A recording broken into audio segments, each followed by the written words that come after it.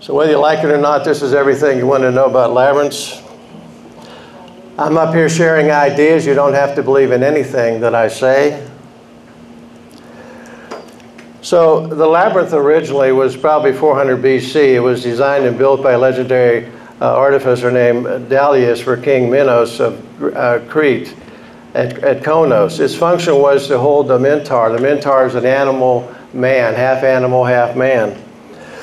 And he could, when he built this, he had a trouble getting out of it. And I'll show you how Theseus did the old trick with the ball string here shortly.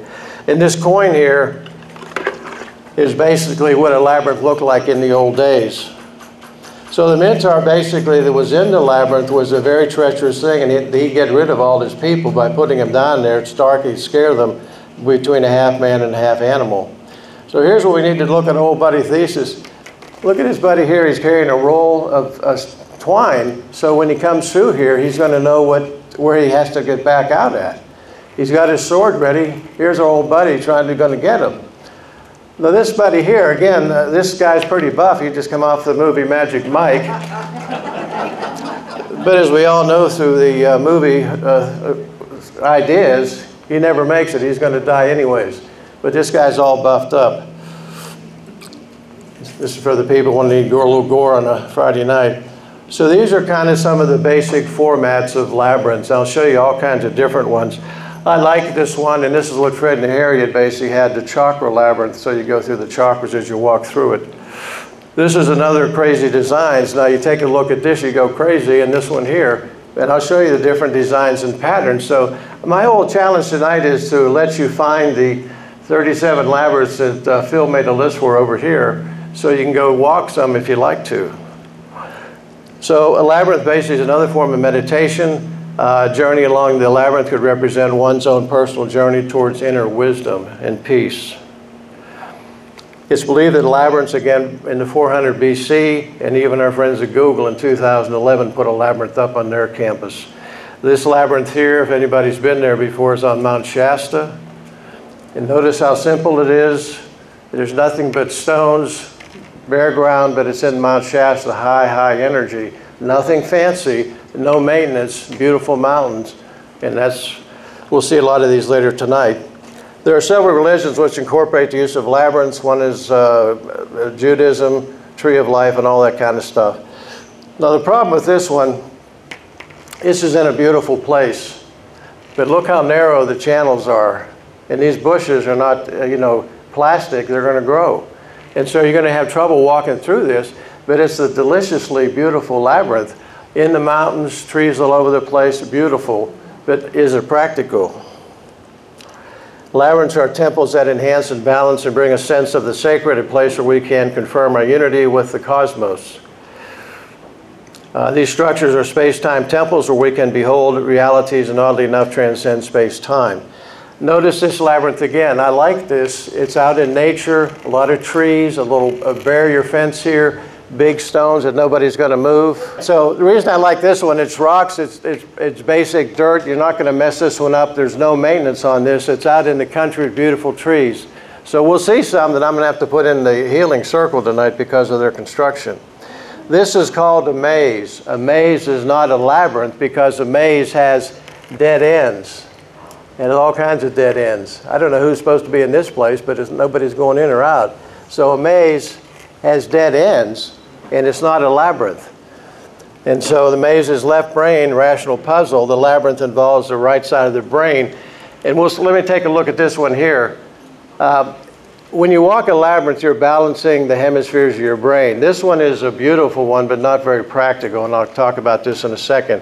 Labyrinth is a continuous path. A challenge in walking a labyrinth is to let go of trying to see ahead and simply follow the path. It's a process of letting go. So whoever did this did a beautiful job until you start to walk it. Notice how narrow the channels are. And so if you're having a personal problem and you're staggering around in there, or when you're walking a labyrinth, you shouldn't have to be focused on the ground. You should have wide channels. This person here, if you walk in, you're going to kick some of the stones. You're going to probably put the white sand up over it. On the surface, it's a beautiful labyrinth, very, breathtaking, but it's not practical, and I'll show you some other examples later. This is, Labyrinth is a walking type of meditation what includes indoors or outdoors walking on winding paths. Labyrinths just have one single path leading in or out with no dead end or intersecting paths. This one over here is basically in Dallas. It's an indoor labyrinth. We had a group that walked over there in the new moon and full moon. And we had 8 to 15 people, and when we did that, we'd go in, and so here, this labyrinth starts here, and we'd wait till the person gets on the other side before the second person comes in. This has a lot of switchbacks, and when you have these switchbacks where you're turning, that's where you're getting the balance in your hemisphere from.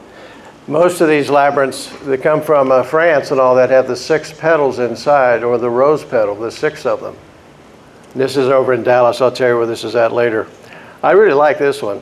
Walking the labyrinth is believed to be suspended consciousness throughout quieting the mind and enables a walker to meditate. A common method for walking the labyrinth is to pose a question before entering, walk the path while contemplating this issue or question, and then when you come out, you should receive an answer. Now, the reason I like this one, it's outside, you have trees, you have grass, but notice right here, you walk down into the labyrinth, or you walk down into the experience. This guy here is doing a power walk, but that's okay. The ground is very hard, but notice you're walking on the grass, you have a nice centerpiece, it's peaceful, it's quiet, and when you're done, you're coming back up out of the experience. So I think that's a great design. I'm not going to put this one in the prayer circle, but it's a nice one. So there are more than one ways to draw your labyrinth. You can choose from a simple design as well as more complex. Some people even do shapes like hearts, crosses, or squares. So the question is, what's the problem with this one? It's beautiful, but the flowers are seasonable. When somebody comes in here, how are they going to cut the lawn in here without cutting down the flowers? And so, you know, you can have all kinds of designs with labyrinth. This is beautiful. It could be more colorful, but again, it's seasonable. So somebody did a nice job on this one. I like this one because it's small and simple. Some people do a ritual, prayer, guidance, meditation, or just a few of what people do. The key is to let the encounter unfold naturally. So what do we have here? We're out in the woods someplace. We have a hard surface. You have an entry point. You have a nice centerpiece. These 2 rocks might be a place where you can sit down on. It's simple, it's clean, and there's hardly any maintenance at all. Even if it rains out here, you're not going to mess anything up because you have these white river rocks. Now, when money's no object, let's take a hard look at this one. A labyrinth generally consists of a single winding path that represents the seeker's life to date. The central element is a resting place that represents the present. The path into the labyrinth represents the future.